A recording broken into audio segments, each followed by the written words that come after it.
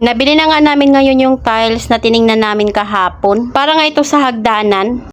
47 ito lahat at umabot nga po ng 3,430.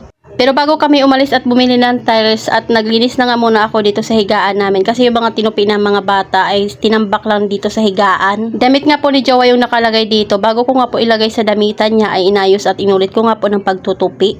Napaka-recommended ko talaga yung wallpaper na nakadikit sa higaan namin, kumarites, lalo na nga po yung marble style. Ganda nga siya pang accent. Pag inaayos ko nga po itong higaan namin, kumarites, nagsasaway din talaga ako sa dalawa kong anak kasi naman talaga nag-aaway sila pag wala nga ako dun sa baba. Mag-iyak-iyakan, yung isa naman panay ang saway. So ako pa naman pag may ginagawa nga ako, kumarites, ayaw ko nga yung ganyang nag-aaway sila kasi talaga namang lalong umiinit yung ulo ko at talagang tatamarin na nga ako sa ginagawa ko. O diba sabi ko nga sa inyo na talagang hindi nauubos yung gawain nating mga nanay. Pagkatapos ko sa baba ay dito naman nga sa taas. Aayos ko lang ng damitan ni Jowa kaya naman ayan, tinanggal ko na nga po yung mga pinagsusuk-suk lang ng mga damit ng anak ko. Sila kasi nagtutupi nito kaya lang hindi nga maayos yung pagkakalagay. Kakaayos ko pa lang naman ito nung nakarang araw lang. Kaya ito, tinanggal ko na naman nga po yung mga pinaglalagay nila. Tinayos ko na naman nga ng tupi. Lagi kong tanong sa dalawa kong anak kung mas gusto ba nilang humiga ng makalat na bahay or yung paligid nila ay makalat. Kasi isipin mo, pagkatapos ko nga maglinis dito sa taas, pagbaba mo naman ay makalat na naman nga. Kaya lagi ko rin talaga silang napapagsabihan halos araw-araw na nga na pag may kinukuha nga silang gamit ay ibalik kung saan nila kinuha. At kailangan dalasan nga yung pagwawalis kasi yung alikabok talaga ay mabilis maipon. Tapos lagi kong sinasabi na dalasan nga ang pagmamap. Hindi ko alam kung ako lang ba yung ganito na madalas nga magalit sa kanila dahil yung mga kalat nila hindi kayang ligpitin. O talagang high blood lang ako na pagkananay. Pero para nga sa akin, kumarites, ay para din naman sa kanila yung ginagawa ko para habang bata pa nga masanay na silang nagliligpit lagi. Kahit na ba na lalaki nga sila, importante pa rin talaga na malinis nga po sa bahay. Kasi yung papa nila, kumarites, hindi ko na nga kailangan sabihin yun, kusa nga pong naglilinis iyon. Pag nakita niya na nga ang sobrang kalat at wala na nga ako sa mood. So yun kasi talaga yung nagpaparelax sa akin, yung makitang malinis yung bahay, maayos yung mga gamit, walang hugasan. So ayan, at maayos, malinis na naman nga po yung higaan namin. Diretso higaan na lang naman nga mamayang gabi. Wawalisan ko lang siya ng kaunti, kumarites, kasi may mga alikabok dyan sa pinakagilid at meron na naman ngang chicheria. Yung dalawa nga ay may sarili na silang higaan doon sa kanilang loft bed, pero mas gusto pa rin talaga nila humiga dito sa higaan namin. Kaya kahit iwan ko ngang maayos yung higaan namin, panigurado na naman nga mamaya ay magiging makalat, kaya naman talaga nakakainit ng ulo. O diba ang sarap tingnan pag yung higaan mo ay malinis.